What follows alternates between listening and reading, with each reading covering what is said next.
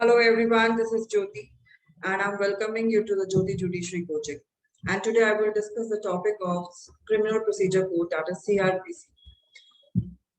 हम सभी ने एक टर्म पढ़ा है, कॉमन टर्म है कॉग्निजेंस। बहुत जगह पढ़ा भी है, बहुत बार सुना भी है, बट बहुत सारे स्टूडेंट्स हैं जिनको इसका एक्चुअल मीनिंग नहीं पता। What is the meaning of cognizance? I have received so many queries from different students कि मैम cognizance का मीनिंग क्या होता है? So let's discuss what is the meaning of cognizance. What is the importance of cognizance? Cognizance लेने पर criminal proceedings किस stage पर होती हैं और कौन सी स्टेज पर कैरी फॉरवर्ड हो जाती है एंड सेक्शंस के अबाउट के पॉइंट ऑफ व्यू पे हम डिस्कस करेंगे। कॉग्निजेंस किन किन चीजों पर लिया जाता है इसके बारे में हम बात करेंगे and what is the importance of cognizance इस बारे में हम आज इस वीडियो में डिस्कस करेंगे। So let's start the topic.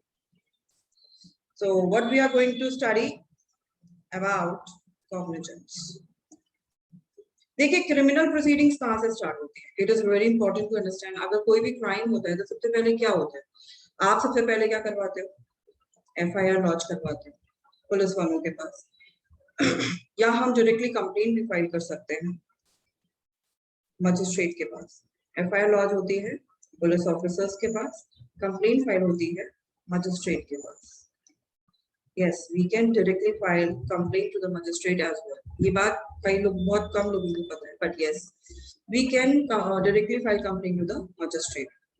और cognizance इन दोनों ही चीजों पर लिया जा सकता है। Cognizance का एक्चुअली मैं आपको मीनिंग बताती हूँ। What is the meaning of cognizance? Cognizance का मतलब होता है taking a case on record. Taking a case on record. जब भी कोई पुलिस रिपोर्ट मजिस्ट्रेट के पास आती है या कोई कंप्लेंट मजिस्ट्रेट के पास आती है तो मजिस्ट्रेट उस केस पे कॉग्निजेंस लेते हैं। Means after reading the police report, after examining the complaint, if they find that there is a prima facie case, इस केस जस्टिस रिक्वायर्स कि हमें इस केस को आगे लेके जाना चाहिए, तो मजिस्ट्रेट क्या लेते हैं? कॉग्निजेंस लेते हैं। कॉग्निजेंस कैसे लेते हैं? देखिए इस स्टेज पे मजिस्ट्रेट जब ये जुडिशियल माइंड अपना अप्लाई करते हैं, इस टाइम पर मजिस्ट्रेट बिल्कुल भी कंसर्न नहीं रखते कि इस केस में ट्रायल में जाके एक्विटल होगा या कन्विक्शन होगा। It is not a matter of concern for the magistrate. What is a matter of concern कि इस स्टेज पर हमें प्रोसीडिंग्स को आगे लेके जाना चाहिए या नहीं लेके जाना चाहिए, जस्ट इफ जस्टिस रिक्वायर्स। जो भी फैक्ट्स उनके पास हैं पुलिस रिपोर्ट में, जो भी कंप्लेंट उनके पास आई है, अगर उसमें मटेरियल इतना है, फैक्ट्स ऐसे हैं कि हमें आगे केस को लेके जाना चाहिए, प्रोसीडिंग्स को आगे लेके जाना चाहिए, तो मजिस्ट्रेट कॉग्निजेंस ले लेते हैं। कैसे लेते हैं? By moving forward, by moving immediate next step, moving towards immediate next step. Immediate next step क्या होता है? Issue of process. ये कौन से सेक्शन में लिया जाता है? 204 में लिया जाता है।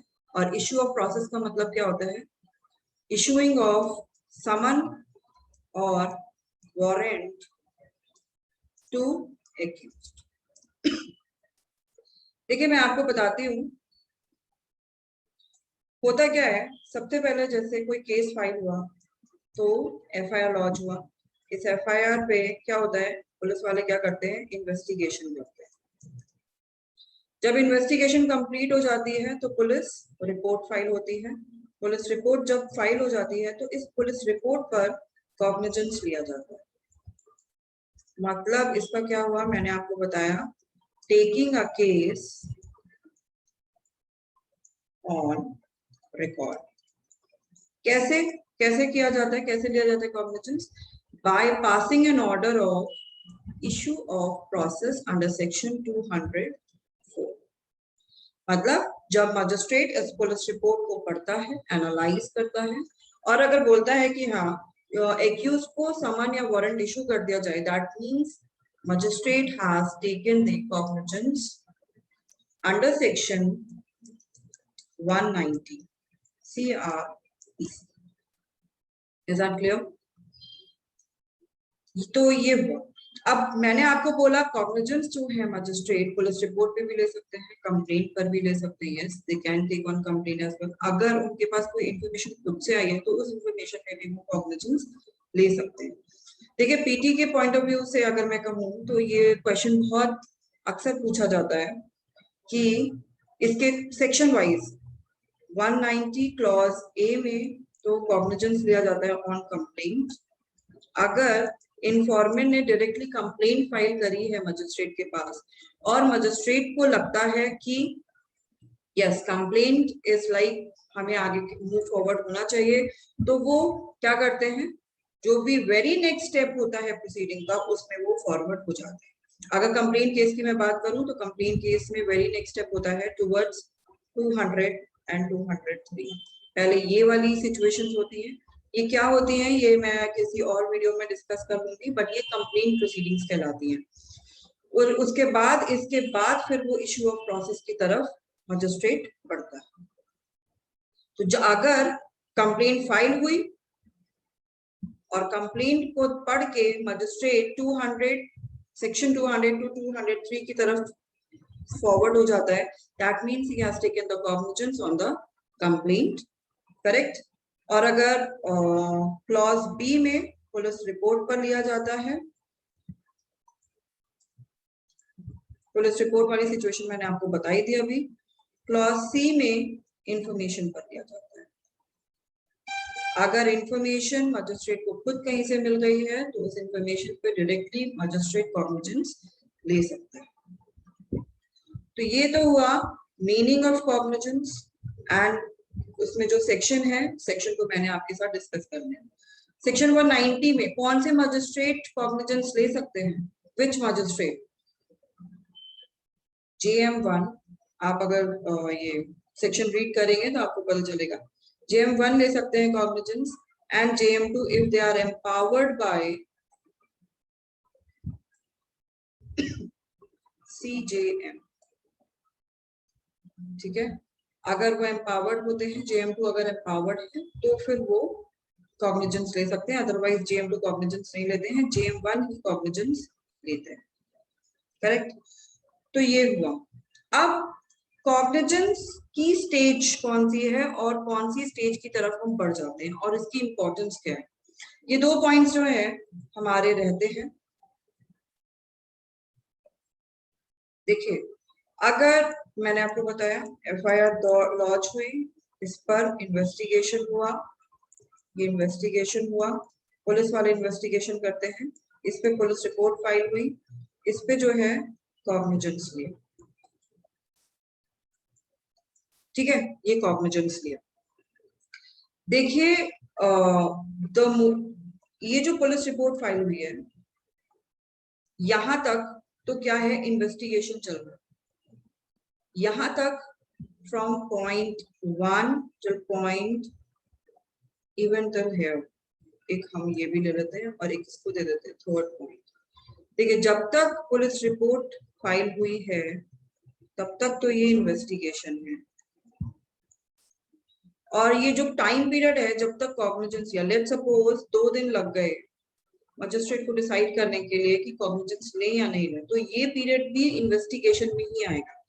होता क्या है, the moment magistrate take cognizance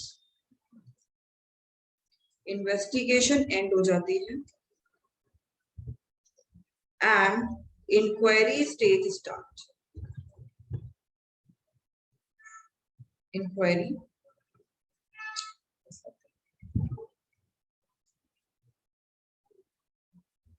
just a second.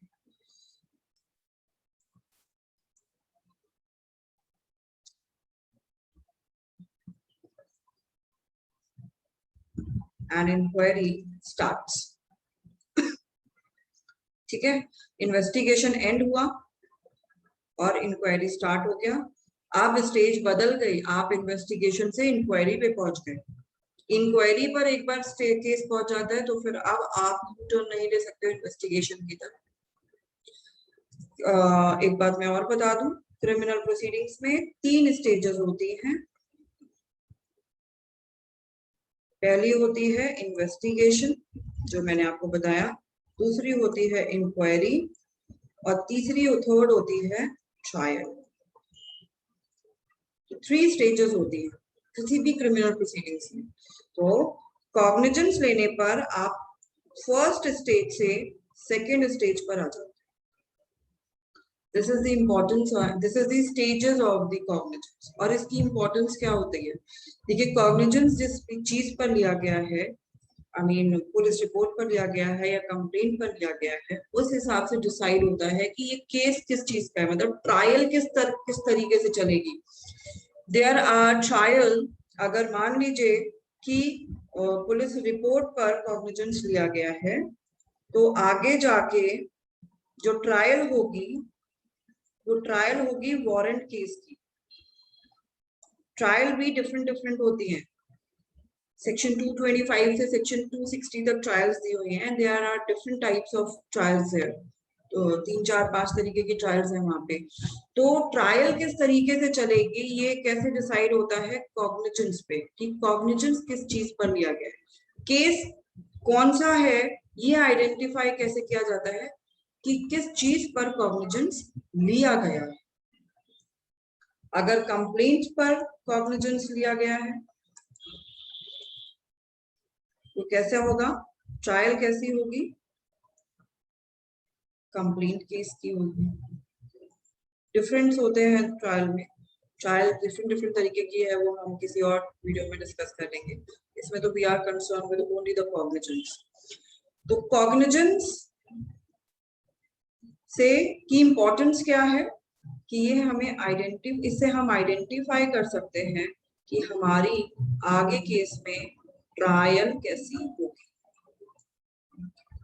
ये है, this is all about the cognizance. मैंने आपको एक बार कंक्लूड कर देती हूँ। कॉग्निजेंस में मैंने आपको बताया what is the meaning of cognizance. Means taking a case on record. कैसे लिया जाता है on record? By moving towards a very next step of the proceeding. कौन सा वेरी नेक्स्ट स्टेप है? पुलिस रिपोर्ट में तो इश्यू ऑफ प्रोसेस है। कंप्लेंट केस में मूविंग टुवर्ड्स सेक्शन 200 टू 203, जिन्हें कंप्लेंट प्रोसीडिंग्स कहा जाता है। एंड फिर मैंने आपको जस्ट बताया कि इन्वेस्टिगेशन स्टेजेस। अगर cognizance, the moment cognizance taken, it is said that investigation ends and inquiry starts. ये स्टेजेस हो गई। फिर मैंने आपको बताया कि इसकी इंपॉर्टेंस क्या है। इंपॉर्टेंस ये है कि इससे हम आइडेंटिफाई करते हैं कि आगे जाके ट्रायल कैसी चलेगी, किस केस की तरह ट्रायल होगी। So this is all about the cognizance. I hope you like the content of the video. If you like it, please hit the like button and subscribe my channel. Thank you so much.